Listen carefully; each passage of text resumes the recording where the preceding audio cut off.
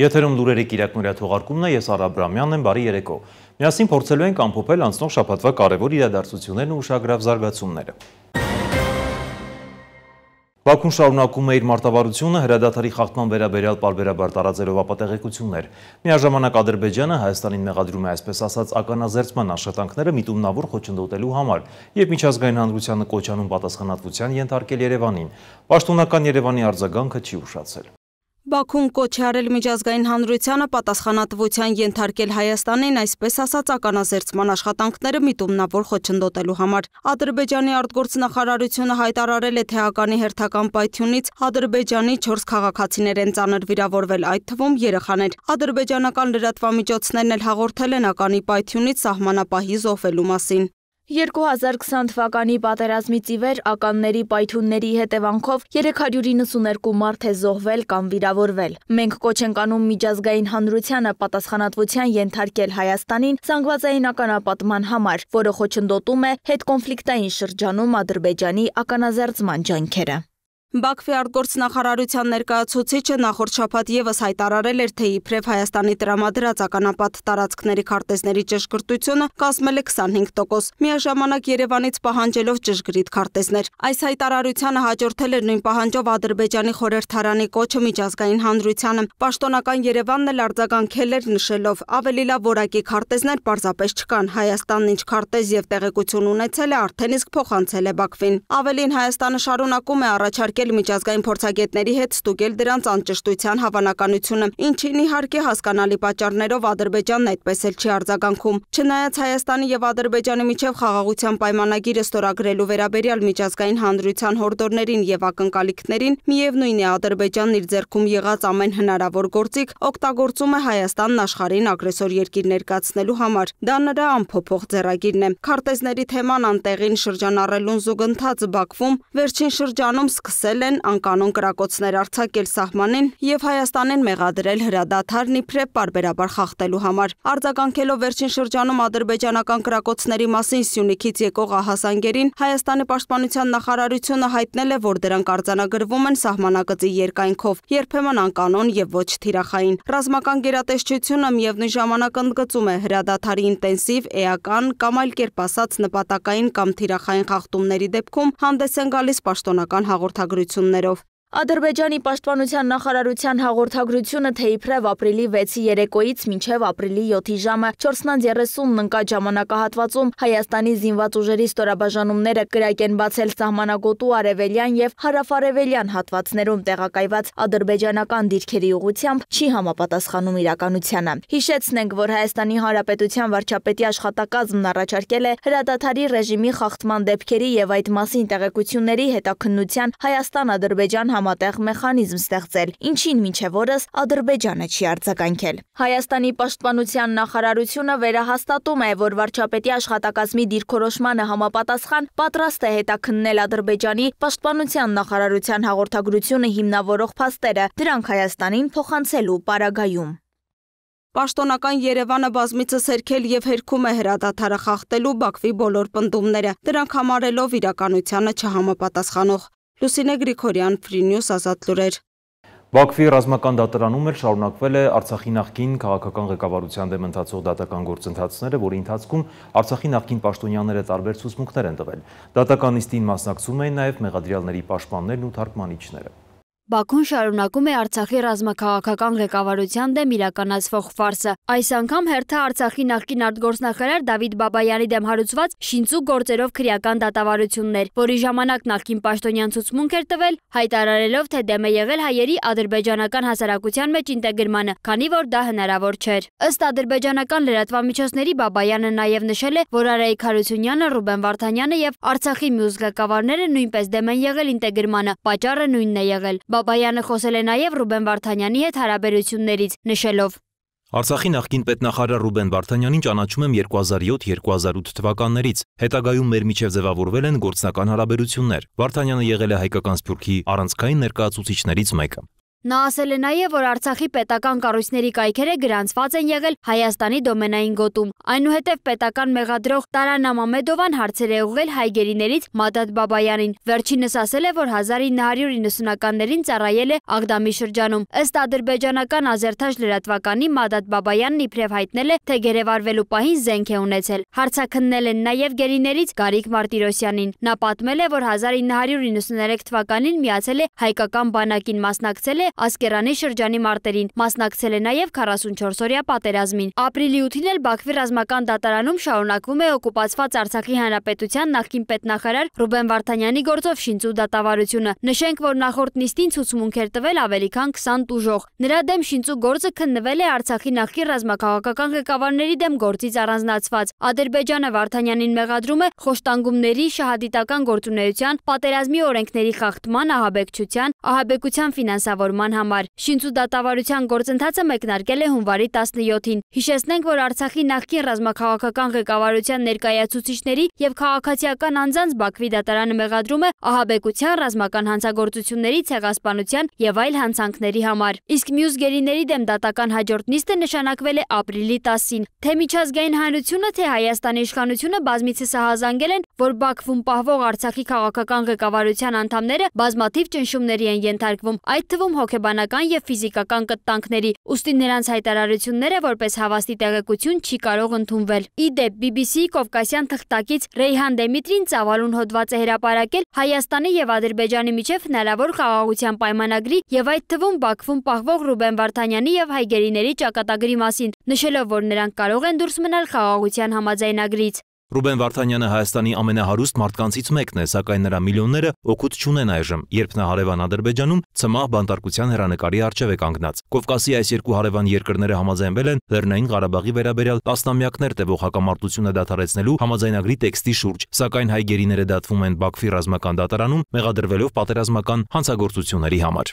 Ըստ պարբերականի խաղաղության համաձայնագրի մանրամասները դեռ չեն հրապարակվել, բայց պաշտոնյաները նշում են, որ նախագծի տեքստը չի ներառում բանտարկյալների ազատ արձակման հարցը կամ Լեռնային Ղարաբաղի էթնիկ հայերի իրենց տները վերադառնալու իրավունքը։ Սոնա Գիշյան, Free News, Ազատ լուրեր։ Ադրբեջանում ապօրինի պահվող հայ ռազմագերիների եւ նրանց դեմ ընթացող կեղծ դատավարությունները դարձել են նաեւ Եվրոպայի խորհրդի խորհրդանական վեաժողովի գարանային նստաշրջանի քննարկման թեման։ Հայաստանի ազգային ժողովի պատվիրակությունը բարձրաձայնել է բոլոր մտահոգությունները։ Եվրոպայի խորհրդի մարդու իրավունքների հանձնակատարը հավաստիացրել է, թե անում է հնարավորը Բաքու այցելելու եւ հայ գերիների հարցը տեղում քննարկելու համար։ Նա նաեւ խոսել է արցախահայերի հայրենիք վերադառնալու իրավունքի մասին։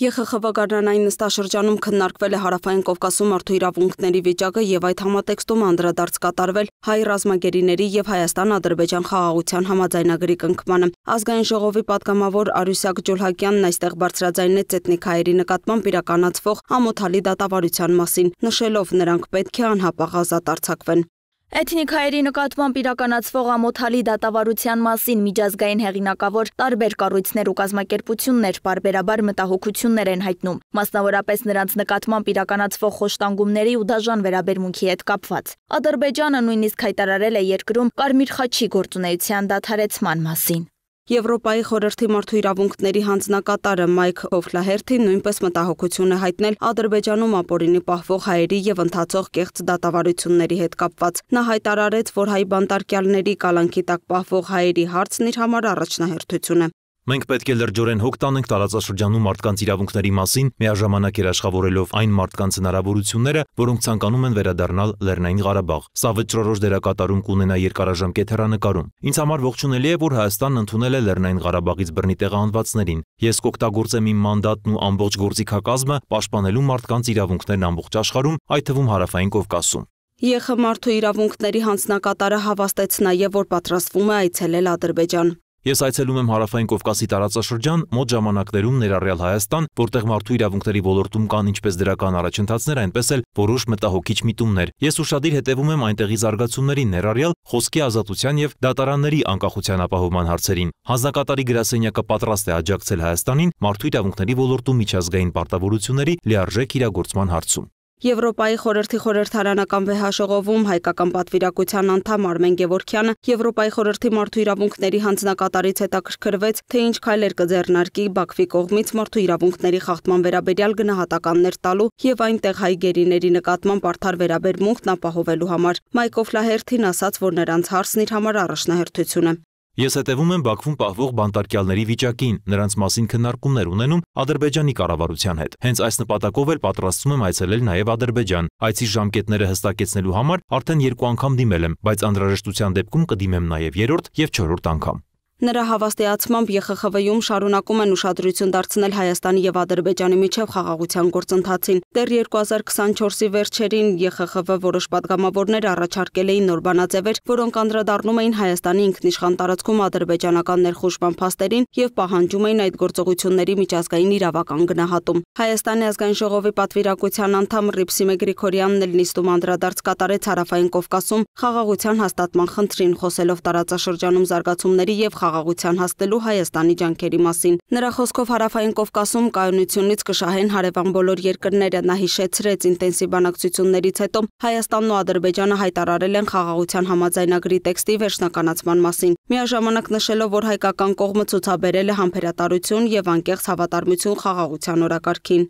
Ցավոք, Բաքուն միակողմանիորեն արհեստական նախապայմաններ է առաջ քաշում։ Ավելին, Ադրբեջանն ապատեղեկատվական արշավ է իրականացնում սահմանի երկայնքով հրադադարի ենթադրյալ խախտումների վերաբերյալ։ Հայաստանն էսկալացիայի ճանապարհով գնալու մտադրություն ամենևին էլ չունի։ Հակառակը Երևանը վստահության մթնոլորտ կառուցելու տարբերակներ է առաջարկել Բաքվին, այդ թվում հրադադարի խախտումները հետաքննելու, սահմանային շրջաններից զորքերը հայելային հետ քաշելու, սպառազինությունները փոխադարձաբար վերահսկելու միասնական մեխանիզմի ձևաչափով, սակայն ադրբեջանական կողմը դեռևս որևէ դրական արձագանք չի տվել Երևանի առաջարկներին։ Ռիփսիմե Գրիգորյանը գործընկերներին վստահեցրեց Հայաստանը քայլեր է ձեռնարկում կառուցելու վստահություն, հասնելու երաշխիքների հակամարտությունները վերջնականապես բացառելու համար։ Հայաստանը ձգտում է ապաշրջափակել տարածաշրջանային հաղորդակցությունները։ Ադրբեջանի հետ հարաբերությունների կարգավորումը կնպաստի Հայաստան-Թուրքիա սահմանի ապաշրջափակմանը։ Կոչ եմ անում քայլեր ձեռնարկել ու ստիպել Ադրբեջանին ստորագրել խաղաղության համաձայնագիրը, քանի որ տարածաշրջանի ժողովուրդներն արժանի են երկար սպասված խաղաղության։ Նիստին մասնակից միջազգային մյուս գործընկերները եւս կոչ արեցին Ադրբեջանին շարունակել պայմանագրի ստորագրումը, զերծ մնալով գործընթացն արհեստականորեն ձգձգելուց։ Նրանք հույս հայտնեցին, որ հայ ռազմագերիների ազատ արձակումն ու արագ հայրենադարձությունը համաձայն միջազգային իրավունքի եւ Եվրոպայի խորհրդի առջեւ ստանձնած պարտավորությունների էական քայլ կլինի Հայաստանի եւ Ադրբեջանի միջև հարաբերությունների կարգավորման համար։ Լուսինե Գրիգորյան, Free News, Ազատ լուրեր։ Վագն Խաչատուրյանը, որը աշխատանքային այցով Արաբական Միացյալ Էմիրություններում էր, ամենամյա ներդրումային համաժողովին ունեցած ելույթում անդրադարձել է հայ-ադրբեջանական հարաբերություններին։ Այցի ընթացքում տեղի է ունեցել նաև նախագահ Խաչատուրյանի հանդիպումները Արաբական Միացյալ Էմիրությունների բարձր ղեկավարության ներկայացուցիչների հետ։ Աշխարհաքաղաքական փոփոխությունների եւ նախկին կանոնակարգերի վերանայման պայմաններում Հայաստանը որպես երկխոսության համար բաց, խաղաղասեր, ժողովրդավար եւ զարգացող տեխնոլոգիական տեսլականով երկիր կառուցում է ժամանակակից կենսունակ քաղաքական եւ մրցունակ տնտեսական համակարգ։ Այս մասին Աբու Դաբիում ընթացող ամենամյա ներդրումային համաժողովի ժամանակ ելույթում նշել է Հանրապետության նախագահ Վահագն Խաչատուրյանը։ Մեր կարևորագույն կապիտալը կրթված աշխատասեր օրինապահ հասարակությունն է։ Կառավարությունն իր հերթին ներդրումների կատարում անհրաժեշտ ենթակառուցվածքներում, տեխնոլոգիական աճին աջակցելու համար։ Ստեղծում են տեխնոլոգիական կենտրոններ ու պարկեր, ինչպիսիք են ՕԱՎ, Թումո ստեղծարար տեխնոլոգիական ուսումնական կենտրոնները, որոնք կենտրոնացած են երիտասարդ տաղանդների զարգացման ու մրցունակ սերնդի կրթության վրա։ Ժողովրդավարության զարգացմամբ Հայաստանը շարունակաբար ամրապնդում է երկրում արդար եւ մրցունակ տնտեսական միջավայրը, օրենքի գերակայությունը եւ անկախ դատական համակարգը, ինչն ուղղակիորեն նպաստում է ներդրումային միջավայրի հուսալիությանը, պաշտպանությանն ու զարգացմանը։ Իշխանությունների կողմից իրականացվող գործարար միջավայրի խորը եւ համապարփակ բարեփոխումների օտարերկրյա ներդրումների ներգրավման համար նպաստավոր պայմաններ են առաջարկվում։ Հայաստանն օրինական երաշխիքներ է տրամադրում օտարերկրյա ներդրողներին, ներառյալ սեփականության պաշտպանությունը, կապիտալի ազատ տեղաշարժը եւ թափանցիկ հարկային համակարգը։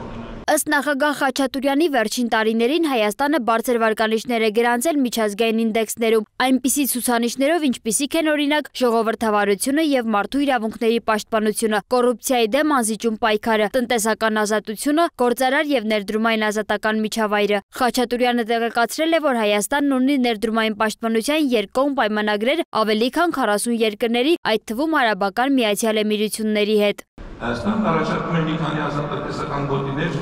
որոնք բարենպաստ պայմաններ են ապահովում օտարերկրյա ներդրողների համար։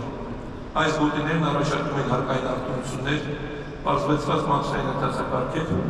եւ մուտք դեպի տարածաշրջանային շուկաներ։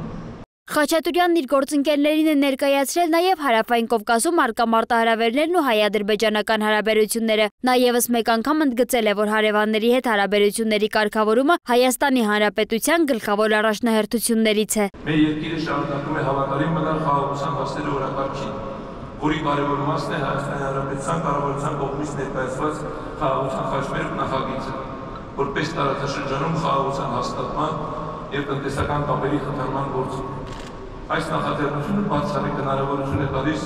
տարածաշրջանային կայունության, տնտեսական զարգացման եւ միջազգային առևտրային միջոցների գործարկման համար։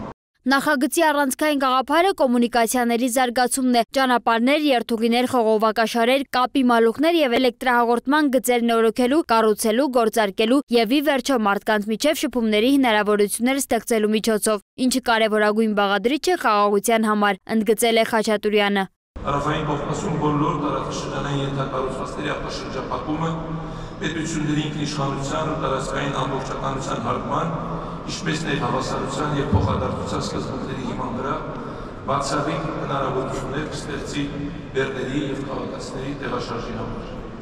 Նախագահը վստահեցրել է տարածաշրջանում խաղաղությունն այլընտրանք չունի, ավելին Հարավային Կովկասը պետք է վերածվի մի տարածաշրջանի, որտեղ չկան փակ սահմաններ, ինչն էլ իր հերթին կնպաստի տնտեսական գործակցության խորացմանը, մարդկանց միջև շփումների ակտիվացմանը, միաժամանակ ապահովելով ամբողջ տարածաշրջանի կայուն տնտեսական աճը։ Աբու Դաբի կատարած աշխատանքային այցի շրջանակներում Վահագն Խաչատուրյանն ընդունել է Արաբական Միացյալ Էմիրությունների էներգետիկայի եւ ենթակառուցվածքների նախարար Սուհայլ Ալ-Մազուրին եւ Էթիհադ Ռեյլ ընկերության գործադիր տնօրեն Շադի Մալակին։ Հանդիպման ընթացքում կողմերը համապարփակ քննարկումներ են ունեցել երկրների համար փոխադարձ հետաքրքրություն ներկայացնող ոլորտներում ներդրումային տարբեր ծրագրերի իրականացման հեռանկարների վերաբերյալ։ Հատկապես շեշտադրվել է ենթակառուցվածքների, էներգետիկայի, բարձր տեխնոլոգիաների եւ այլ առաջնային ոլորտներում արկա գործակցային ներուժի կյանքի կոչման կարևորությունը։ Զրույցի ընթացքում մտքեր են փոխանակվել Հայաստանի կառավարության խաղաղության խաչմերուկ նախագծի իրագործման վերաբերյալ։ Կողմերը համաձայնություն են ձեռք բերել համատեղ ջանքեր գործադրել ներդրումային միջավայրի բարելավման ուղղությամբ։ Սոնա Գիշյան, Free News, Ազատ լուրեր։ Ռուսաստանը հետևում է Հայաստանի ու Ադրբեջանի սահմանին տիրող իրավիճակին, անդրադառնալով Երևանի ու Բաքվի սահմանային լարվածության մասին հայտարարություններին, ասել է Մարիա Զախարովան։ Նա նշել է, որ բոլոր անհրաժեշտ հարցերը պետք է լուծվեն բացառապես խաղաղ քաղաքական դիվանագիտական ճանապարհով, ապահովել էլ Ռուսաստանի Դաշնությունը նախկինի պես պատրաստ է աջակցել գործընկերներին հաղթահարելու հակասությունները խաղաղության պայմանագրի ստորագրման, նաև տրանսպորտային հաղորդակցության ապաշրջափակման, սահմանի ապառազմականացման, հումանիտար հարցերի լուծման հարցում Ռուսաստանի, Հայաստանի ու Ադրբեջանի ղեկավարների եռակողմ պայմանավորվածություններին համապատասխան։ Սյունիքի սահմանային գյուղերում երրորդ շաբաթն անընդմեջ կրակոցների մասին հաղորդագրություններից հետո երեկ էլ Գեղարքունիքի Վարդենիս համայնքից հաստատեցին, որ վերջին մի քանի օրերին կրկին ադրբեջանական զինուժն ակտիվացել է։ Համայնքի կազմում ընդգրկված Կութի վարչական շրջանի ղեկավար Գրիգոր Ավագյանը լրատվամիջոցներին հայտնել էր, որ միայն ձայներ են լսվում։ 2 օր առաջ էլ կրակոցները լսելի են եղել Տավուշի մարզի սահմանային Մովսես գյուղում, որի վարչական շրջանի ղեկավար Արմեն Փոլադյանը ևս լրատվամիջոցներին հայտնել է, որ կրակոցներն անհայտ ուղղությամբ են եղել, վնասներ չկան։ Արդեն 20 օր է կրակոցները լսվում են Սյունիքի մարզի 2 սահմանային Խնածախ եւ Խոզնավար գյուղերում։ Օրեր առաջ մարտի 31-ին Խնածախում կրակոցներից բնակելի տներից մեկի պատուհանն ու պատն էր վնասվել։ Պաշտպանության նախարարությունը ևս հայտարարել էր Սյունիքում կրակոցների մասին։ Ռազմական կառույցից հիմնավորում են, հաղորդում են այն խախտումները, որոնք Հայաստանի տարածքի ուղղությամբ են, նպատակային ու թիրախային են։ Չնայած կրակում են ադրբեջանական կողմում, սակայն պարբերաբար Հայաստանի Հայաստանին են մեղադրում իրենց դիրքերը թիրախավորելու համար։ Անցած շաբաթավերջին էլ Ադրբեջանի պաշտպանության նախարար Զաքիր Հասանովն անդրադառնալով իբրև ադրբեջանական դիրքերի կանոնավոր գնդակոծություններին զինվորականներին հանձնարարել էր պատրաստ լինել ցանկացած սադրանքի օպերատիվ արձագանքելու համար։ Բաքուն կրկին հաղորդել է, թե ապրիլի 8-ին ժամը 19:20-ից մինչև 22:30 ընկած հատվածում Հայաստանի զինված ուժերի ստորաբաժանումները Վարդենիսի և Վերին շորժայի դիրքերից կրակել են ադրբեջանական բանակի դիրքերի ուղղությամբ։ Հայաստանի պաշտպանության գերատեսչությունն էլ արձագանքել է։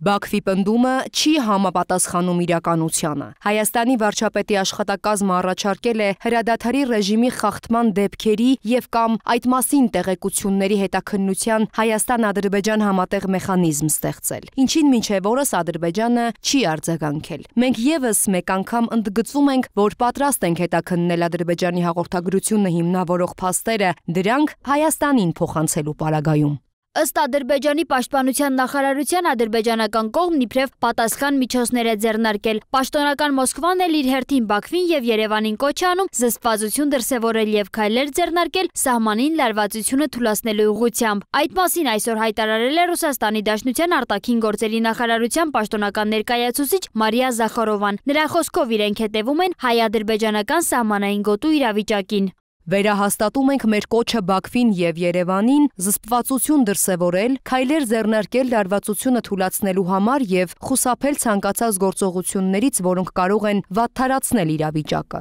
Մոսկվան պատրաստ է օգնել իր գործընկերներին հաղթահարելու հակասությունները, խաղաղության համաձայնագիրը ստորագրելու, նաև տրանսպորտային և տնտեսական հաղորդակցությունների ապաշրջափակման, սահմանի զատման հարցում հումանիտար հարցերը լուծելու համար։ Ռուսաստանի, Ադրբեջանի և Հայաստանի ղեկավարների եռակողմ պայմանավորվածությունների համաձայն։ Մարիա Զախարովան անդրադարձել է նաև Սյունիքի մարզում Ռուսաստանի Դաշնության գլխավոր հյուպատոսության բացմանը։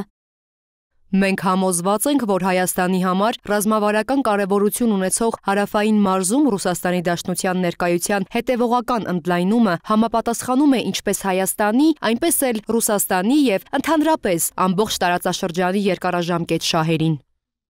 Ռուսաստանի Դաշնության արտաքին գործերի նախարարության պաշտոնական ներկայացուցչի խոսքով հարցը քննարկվել է Հայաստանի և Ռուսաստանի արտգործնախարարների հանդիպման, նաև քաղաքական խորհրդակցությունների ընթացքում։ Նա նշել է, որ մայիսին արդեն հստակություն կլինի հյուպատոսության բացման ժամկետների վերաբերյալ։ Սոնա Գիշյան, Free News, Ազատ լուրեր։ BBC-ն հոդված է հրապարակել, որտեղ անդրադարձել է հայ-ադրբեջանական պատերազմին ու դրանից հետո տեղի ունեցած զարգացումներին։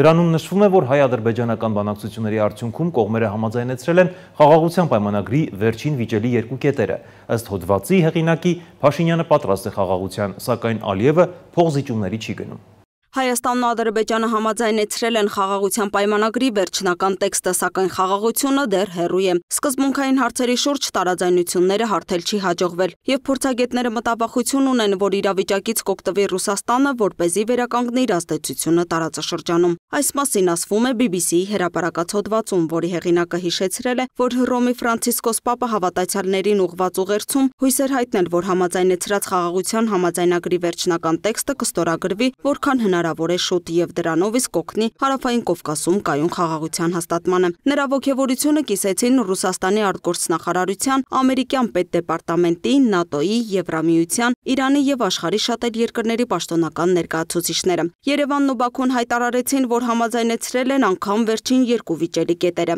սակայն Ադրբեջանի նախագահ Իլհամ Ալիևը ասել է, թե լրացուցիչ պայմաններ կան։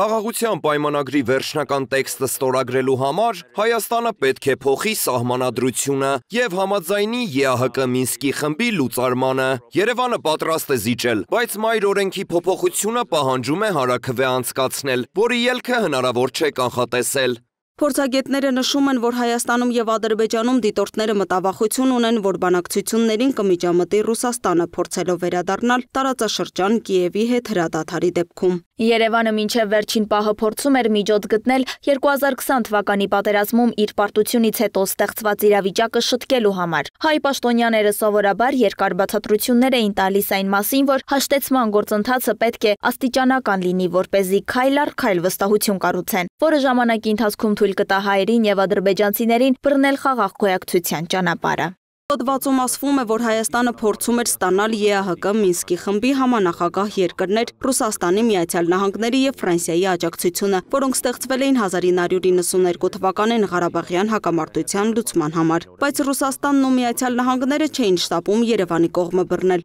իսկ Ֆրանսիայի հայանպաստ դիրքորոշումը միայն Փարիզին հանեց Ադրբեջանի դեմ։ Մասնավորապես նշվում է, որ 2022 թվականին ռուս-ուկրաինական պատերազմից եւ հայ-ադրբեջանական սահմանին էսկալացիայից հետո Մոսկվան հրաժարվեց աջակցել Երևանին, իսկ հայկական կողմը վերջնականապես կորցրեց հավատը Ռուսաստանի երաշխիքների նկատմամբ։ Ի տարբերություն Ղարաբաղի, Հայաստանի միջազգայինորեն ճանաչված տարածքների վրա տարածվում են անվտանգության երաշխիքները ՀԱՊԿ-ի Մոսկվայի գլխավորած ռազմական դաշինքի շրջանակում, բայց Երևանը այստեղ եւս մենակ մնաց Բաքվի հետ։ Հոդվածի հեղինակը հիշեցնում է, որ դրանից հետո հայկական կողմի սահմանին տեղակայվեց Եվրամիության քաղաքացիական դիտորդական առաքելությունը։ Իսկ 2025 թվականի հունվարին Ջո Բայդենի վարչակազմի վերջին օրերին Վաշինգտոնում կնքվեց Հայաստանի հետ Միացյալ Նահանգների ռազմավարական գործընկերության համաձայնագիրը։ Զուգահեռաբար Հայաստանի վարչապետ Նիկոլ Փաշինյանը Ղարաբաղը ճանաչեց Ադրբեջանի մաս եւ համաձայնեց դեռ վերջերս աներևակայելի զիջումների խաղաղության հույսով։ Տարածաշրջանի հարցերով փորձագետ Զաուր Շիրիևի խոսքով միայն Մոսկվայի ուշադրությունը շեղելու եւ նրա տարածաշրջանային ազդեցության թուլացման ֆոնին սկսվեցին լուրջ բանակցություններ։ Ունենալով անվիճելի ռազմական առավելություն հարևանի նկատմամբ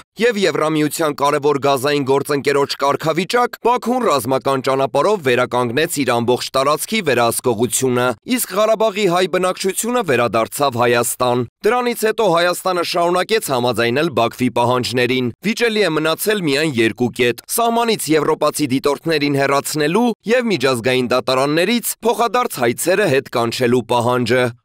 Ներկայացնելով փորձագետների դիրքորոշումները, հոդվածագիրը նշում է, որ եվրոպացի դիտորդները Հայաստանում հայտնվեցին 2023 թվականի փետրվարին, երբ ադրբեջանական ուժերը սահմանային էսկալացիաների արդյունքում գրավեցին Հայաստանի տարածքի մի փոքր մասը։ Դիտորդների խնդիրն է հետևել, թե ով է առաջինը խախտում հրադադարը։ Հաղորդվում է, որ նրանց ներկայությունը սահմանին Երևանին ոչ թե պաշտպանություն, այլ գոնե հույսեր տալիս, որ կերաշխավորեին օբյեկտիվ տեղեկատվություն այն մասին, թե իրականում ովում վրա է հարձակվում, թեև այդ հանգամանքը խիստ նյարդայնացնում է Բաքվին։ Ադրբեջանական իշխանամետ լրատվամիջոցները եվրոպացի դիտորդներին մեղադրում են տարածաշրջանի ապակայունացման եւ լրտեսության համար։ Ըստ հոդվածի, ի վերջո Փաշինյանը համաձայնել է ընդունել Ադրբեջանի այդ պահանջները, կարծելով, որ Հայաստանն այլ ընտրանք չունի, իսկ խաղաղության պայմանագիրը կարող է ապահովվել։ Երկու կետերն էլ ներառվել են խաղաղության պայմանագրի վերջնական տեքստում եւ հենց այն ստորագրվի, Երևանը պատրաստ կլինի հրաժարվել եվրոպացի դիտորդների ծառայությունից եւ միջազգային դատարաններից հետ կանչել հայցերը։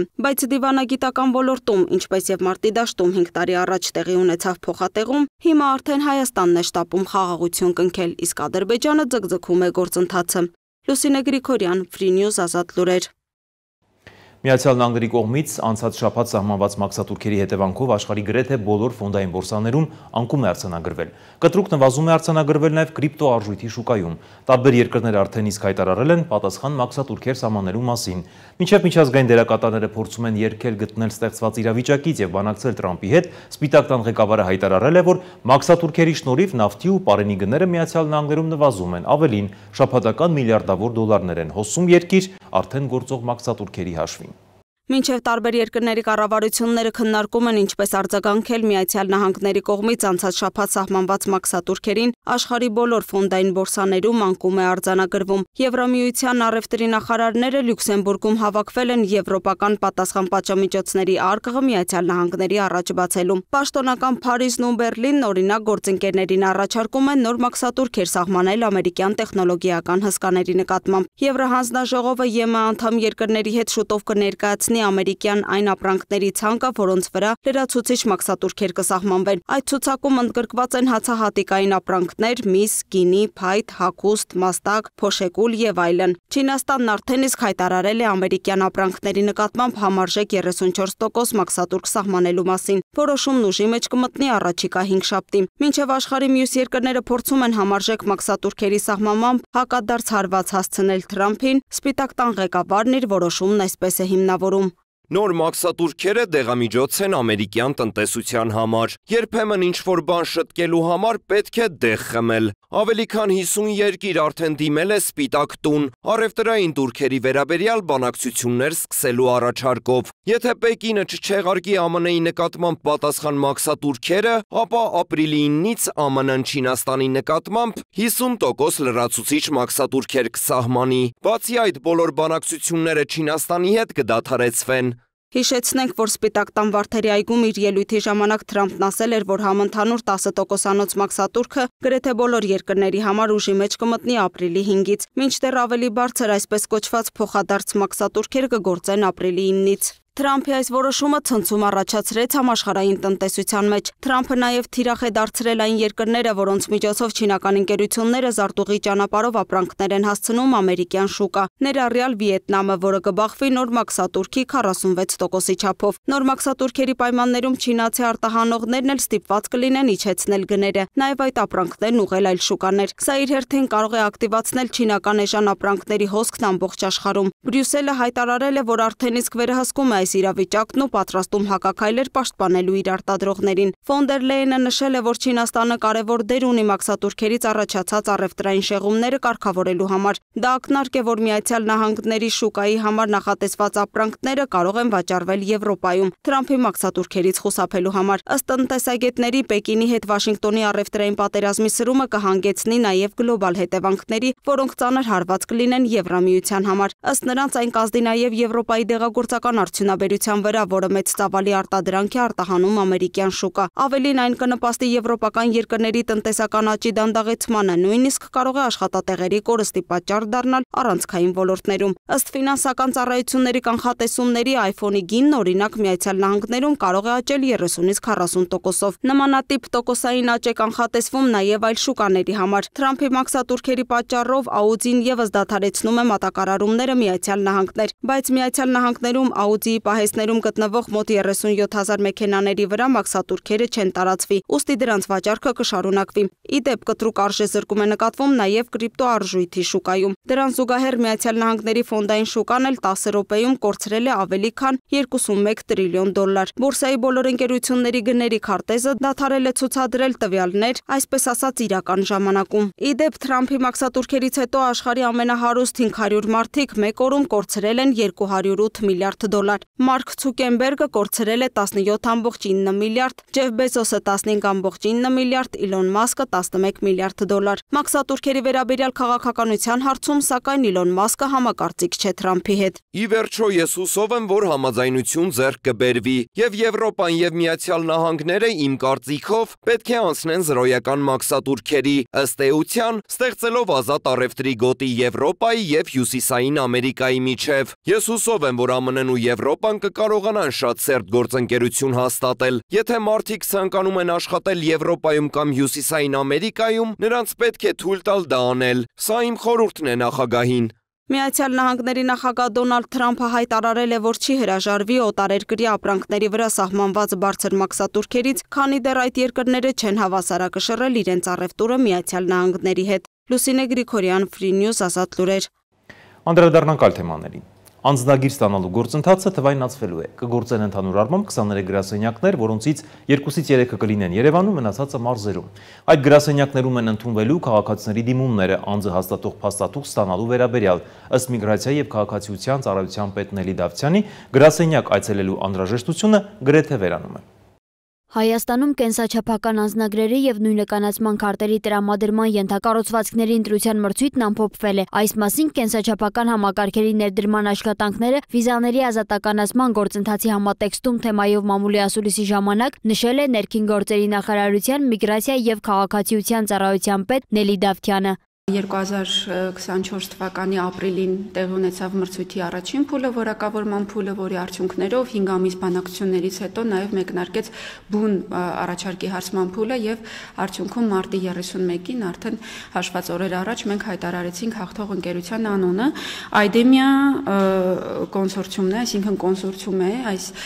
հայտատուի կազմում կա նաև այլ ընկերություններ գրաված, բայց առաջատար անդամը ֆրանսիական հայտնի կազմակերպությունն է։ Դավթյանը վստահեցրել է, որ 2026 թվականին կենսաչափական համակարգերն ամբողջությամբ ներդրված կլինեն, ինչը մի քանի անգամ կբարձրացնի Հայաստանի Հանրապետության քաղաքացիների անձնական տվյալների անվտանգությունը։ Ինչ վերաբերում է նոր փաստաթղթերի արժեքին, ապա ծառայության պետը նշել է, որ ընկերության հետ դեռ պայմանագիր չի կնքվել, սակայն հնարավոր է սակագների աննշան փոփոխություն լինի։ Ի դեպ, նոր համակարգերի ներդրումը վիզաների ազատականացման համատեքստում պարտադիր պահանջ է։ Ինչ վերաբերում է հանրային ծառայությունների մատուցմանը, ապա ըստ նրա բոլորովին նոր կոնցեպտ են ներդնելու, որը նաև օրինակելի փորձառություն կլինի պետական մյուս գերատեսչությունների համար։ Մենք 23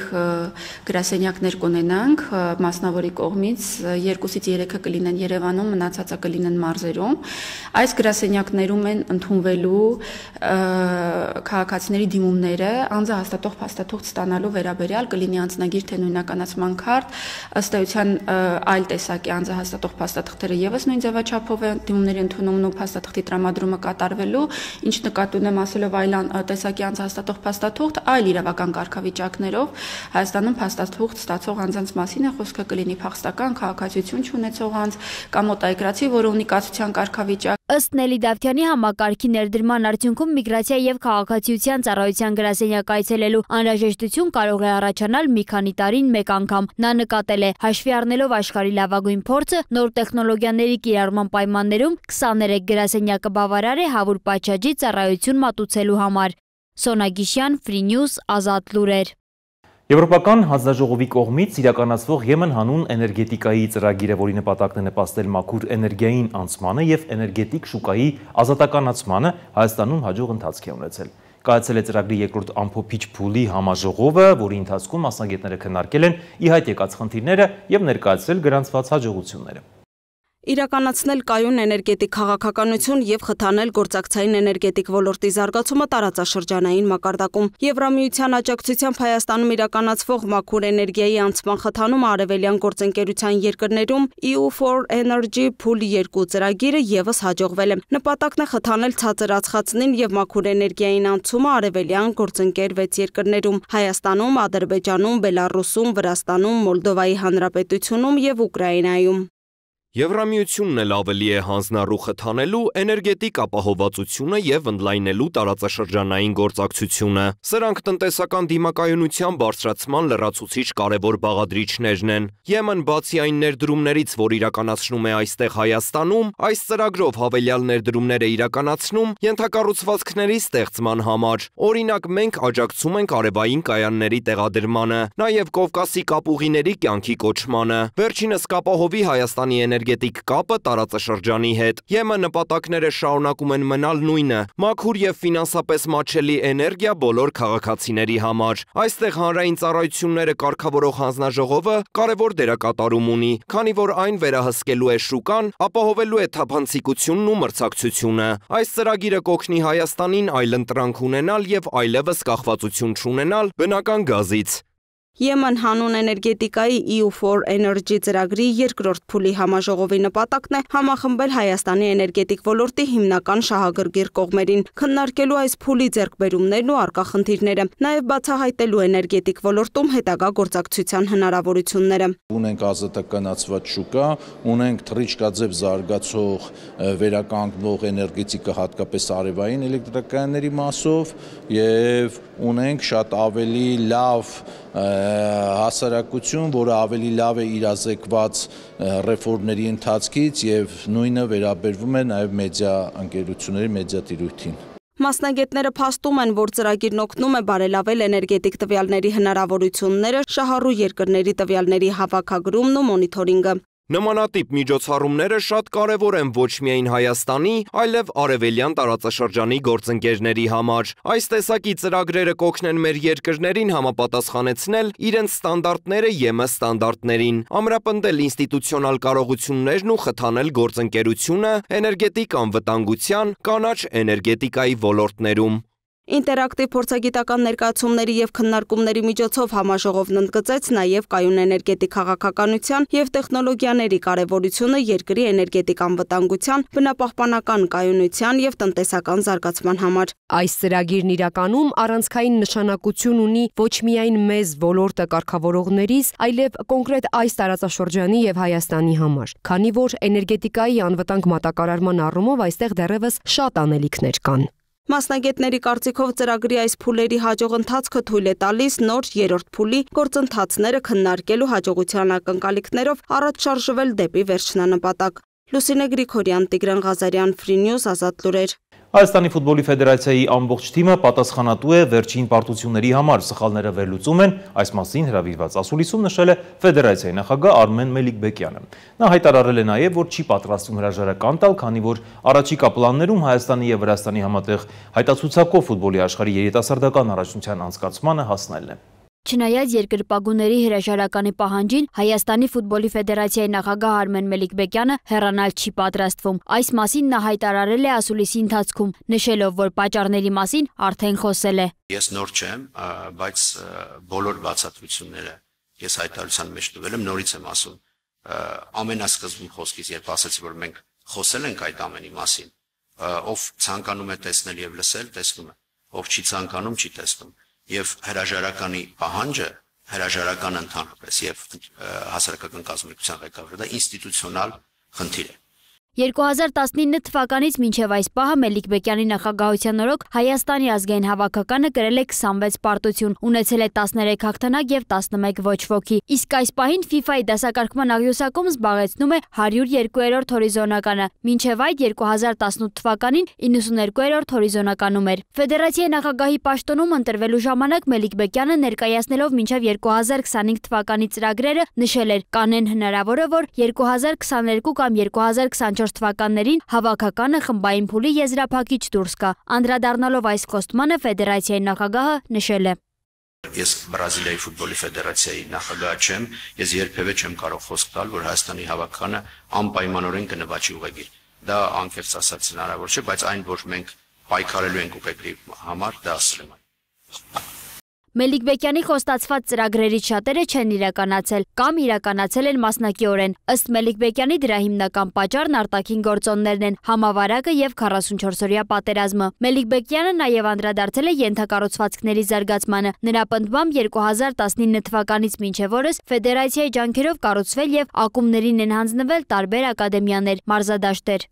Մի ակումբին մենք տվել ենք Աբովյան հակային ֆուտբոլային ակումբին տվել ենք Աբովյանի խաղադաշտը, մյուսի համար դաշտ են կառուցել Հրազդան քաղաքում, մյուսին օգնում ենք Վարդենիսում եւ Սևանում դաշտ կառուցել, այսինքն բոլոր մեր ակումբները Ուրարտու ակումբի համար արհեստական խոտածածկով դաշտեր ենք օգնել կառուցել, Վան ակումբի համար Չարենցավանում հիմա ավարտվում է 100 մետրանոց դաշտ են կառուցել, այսինքն բոլոր գրեթե ակումբները հիմա Արարատի համար են անում, բոլոր ակումբները մեզանից Հայաստանի ֆուտբոլի ֆեդերացիայից, ինչը իհարկե Հայաստանի ֆուտբոլի ֆեդերացիայի պարտավորությունների մեջ չի մտնում ենթակառուցվածքներ կառուցել եւ տալ ակումբներին։ Այլ երկրներում դա այլ կերպ է, բայց բնականաբար մենք հասկանում ենք իրավիճակը Հայաստանում եւ հասկանում ենք, որ եթե չլինեն ենթակառուցվածքներ եւ ակումբները չունենան ենթակառուցվածքներ, Հայաստանում ֆուտբոլը ել ավելի վատ վիճակում կլինի։ Ազգերի լիգայի անցումային երկու խաղերում Հայաստանի ֆուտբոլի ազգային հավաքականն ընդհանուր 9-1 հաշվով զիջել էր Վրաստանի ընտրանուն։ Մելիքբեկյանը կրկին անդրադարձել է հավաքականի ձախողմանը եւ նշել, բոլորը մեղավոր են այս պարտությունների համար, ամբողջ թիմը, մարզիչները, ֆուտբոլի ֆեդերացիան։ Հայաստանի հավաքականը խաղում էր առանց իրենց առաջատարների, նոր մարզիչը ժամանակ չուներ, որոշ ֆուտբոլիստներ իրենց հնարավորությունից բավական ցածր խաղացին։ Ես կարող եմ ասել, որ Հայաստանի ֆուտբոլի ֆեդերացիան այն ինչը վատ եմ անում Ձեր հարցինի պատասխան նախապատրաստական process-ը բավական լավ էր կազմակերպել Վրաստանի հավաքականի խաղի, խոսքը գնում է կազմակերպչական հարցերի, ադմինիստրատիվ հարցերի եւ այլն, իսկ մնացածը զուտ ֆուտբոլային տիրույթում է, որը մինչ օրս մենք շարունակում ենք վերլուծել եւ մենք կտեսնենք դեռևս այդ պարտությունների պատճառները ապագայում ինչպես կանրադառնան, ինչպես կլինեն։ Մելիք Բեկյանը նշել է նաև, որ Հայաստանի ֆուտբոլի ֆեդերացիայի ձեռքբերումները միայն հավաքականի խաղերում չէ, որ կարող է արտահայտվել։ Մասնավորապես ֆեդերացիան պետությանը 1 միլիարդ դրամի հարկ է վճարել, ներդրումներ է կատարել հաշմանդամություն ունեցող անձանց համար նախատեսված ֆուտբոլում եւ միջազգային մրցույթներին մասնակցող փախստականների հավաքականում։ Մելիք Բեկյանը խոսել է նաև Հայաստանի ֆուտզալի հավաքականի գրանցած պատմական նվաճումից։ Ֆուտզալի ազգային հավաքականին անդրադառնալով ասեմ, որ 2 շաբաթ առաջ մենք բացառիկ հաջողության հասանք, նվաճեցինք Եվրոպայի առաջին եզրափակիչ մրցաշարի ուղեգիր։ Հայաստանի պատմության մեջ, սպորտի պատմության մեջ դեռ չի եղել մի դեպք, երբ խաղային մարզաձևից որևէ մեկում Հայաստանը իրեն ներկայացված Եվրոպայի առաջին եզրափակիչ փուլ։ Մենք արդեն ունենք այդ նվաճումը 26 թվականի հունվարին Հայաստանը մասնակցել է Եվրոպայի ֆուտզալի առաջին եզրափակիչ մրցաշարին։ Նա նաև հայտարարել է, որ UEFA-ի գործկոմի անդամի պաշտոնում իր ամսական $20,000 աշխատավարձի մասին լուրերը կեղծ են։ Մելիք Բեկյանի խոսքով լրագրողները չեն ուսումնասիրել UEFA-ի պաշտոնական հաշվետվությունը, իրականում նրա աշխատավարձը զգալիորեն ցածր կլինի։ Ի դեպ, պաշտոնական տվյալներով 2023 թվականին UEFA-ի գործկոմի անդամի աշխատավարձն իսկապես զգալիորեն ցածր է եղել՝ տարեկան $180,000, այսինքն ամսական մոտ $14,800։ Մելիք Բեկյանի պնդմամբ Հայաստանի ֆուտբոլի ֆեդերացիայի գլխավոր նպատակն այս պահին 2029 թվականին Հայաստանի եւ Վրաստանի համատեղ հայտացուցակով ֆուտբոլի աշխարհի երիտասարդական առաջնության անցկացմանը հասնելն է։ Այս հայտի վերաբերյալ որոշումը կկայացվի այս տարի, սակայն մինչև այդ դեռ անելիք կա, հաշվի առնելով ենթակառուցվածքների մեծ պակասը։ Սոնա Գիշյան, Free News, Ազատ լուրեր։ Այսպիսին էր անցնող շաբաթը, հետևեք Free News-ի լրատվությանը, առողջ եղեք։